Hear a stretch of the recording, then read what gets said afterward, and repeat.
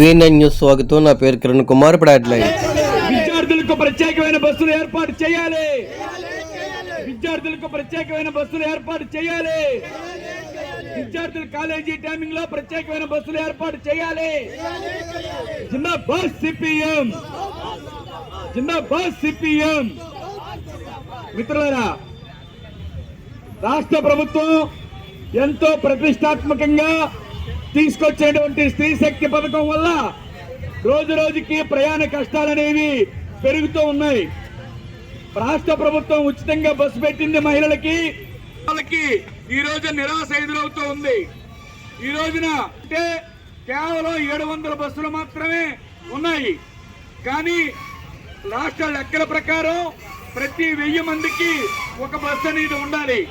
ఆ రకంగా చూసుకుంటే ఇప్పుడు ఉన్న బస్సులకి అదనంగా 4 రెట్లు పైబడి బస్సులు పెంచాల్సినటువంటి అవసరం ఉంది.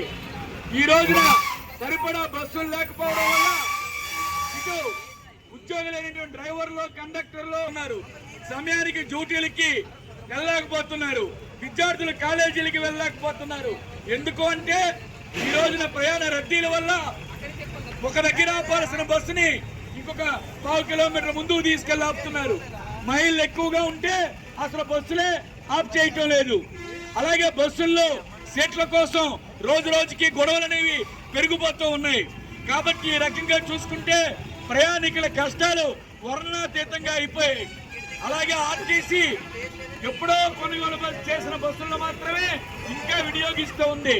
చట్టరీత్యా 15 సంవత్సరాలు దాటినటువంటి వాహనాల్ని వినియోగించకూడదు. అది పొల్యూషన్ అయిపోయి ప్రయాణానికి అనుగుణంగా కాలం చెల్లిపోద్ది. కానీ అటువంటి బస్సుల్ని ఈ రోజు వినియోగిస్తున్నారు. వినియోగించడం వల్ల బస్సు ఓవర్లోడ్ వల్ల ప్రమాదాలు ఎక్కువగా జరుగుతున్నాయి. ప్రజల ప్రాణాలు కోల్పోతున్నారు, యాక్సిడెంట్లకు గురవుతున్నాయి. బస్సులు నడుస్తున్న బస్సులు కాలిపోతూ ఉన్నాయి. కాబట్టి ఇంత దుర్మార్గంగా ప్రయాణాలు కొనసాగడం వల్ల ప్రజల ప్రాణాలకి రక్షణ లేకుండా పోతుంది.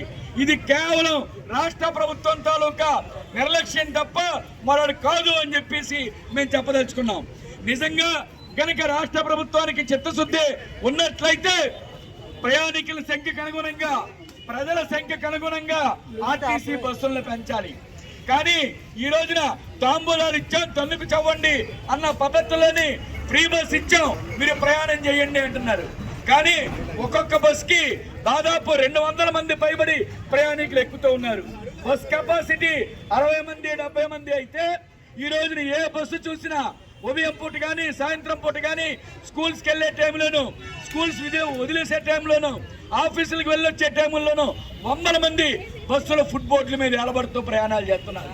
అనేక మంది ప్రమాదాలకు గురవుతున్నారు, ప్రాణాలు కోల్పోతున్నారు. ఎందుకు ఈ పరిస్థితి వచ్చింది? ప్రభుత్వానికి తెలియదని మేము అడుగుతున్నాం. ప్రభుత్వం ఈ రాష్ట్రంలో ఎంతమంది ప్రజలు ఉన్నారు, ప్రజలు ఎంతమంది రోజుకి ఆర్టీసీ బస్సుల్లో ప్రయాణం చేస్తున్నారు, దీనికి అనుగుణంగా ఎన్ని బస్సులు పెంచాలి అని ఏమాత్రం ఆలోచించకుండా తమ రాజకీయ లబ్ధి కోసం ఫ్రీ బస్సును పెట్టారు, స్త్రీ శక్తి అని చెప్పేసి పెట్టారు. మహిళల పట్ల కూడా గౌరవం లేదు ఈ రోజు నెలకి. నిజంగా మహిళల పట్ల గౌరవం ఉంటే మహిళలకి ప్రత్యేకించి బస్సులు ఏర్పాటు చేయాలి.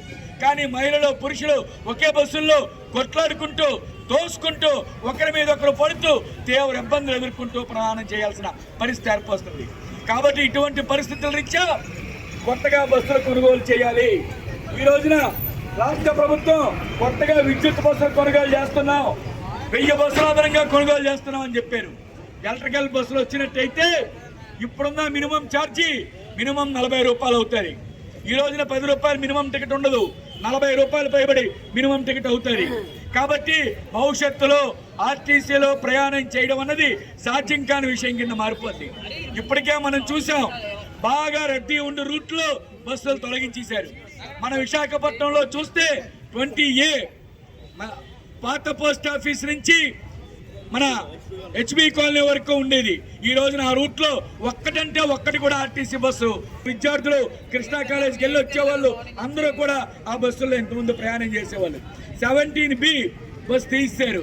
541 540లో ఉన్న సంఖ్యని తగ్గించేశారు. అలాగే 900లో తొలగించేశారు. ఈ రకంగా ఆర్టీసీ బస్సుల సంఖ్యని రోజు రోజుకి తగ్గించేశారు. 14లో 10లో 16లో ఇలా నెంబర్ బస్సులన్నీ కూడా తగ్గించేశారు. కేవలం సొంత ప్రయాణాలు లేదంటే ఆటోల మీద ఆధారపడ్డాలు చేస్తున్నారు. ఇటువంటి పరిస్థితుల్లో ఈ ప్రభుత్వానికి నిజంగా చిత్తశుద్ధి అనేది ఉంటే ప్రజలకు అవసరమైన బస్సుల్ని కొనుగోలు చేయాలి. విద్యార్థులకు ఉదయం సాయంత్రం ప్రత్యేకంగా బస్సులు ఏర్పాటు చేయాలి. మహిళల కోసం ప్రత్యేకమైన బస్సులు ఏర్పాటు చేయాలి. అది చేయకుండా ఈ రకంగా తాత్సారం చేసి ప్రజల ప్రాణాల్ని హరించి వేస్తామంటే చూస్తూ ఊరుకునేది లేదు అని చెప్పి హెచ్చరిక చేస్తున్నాం. ఈరోజు రేపు ఎల్లుండు అన్ని ఆర్టీసీ డిపోల దగ్గర బస్టాండ్ల దగ్గర ధర్నాలు చేస్తున్నాం.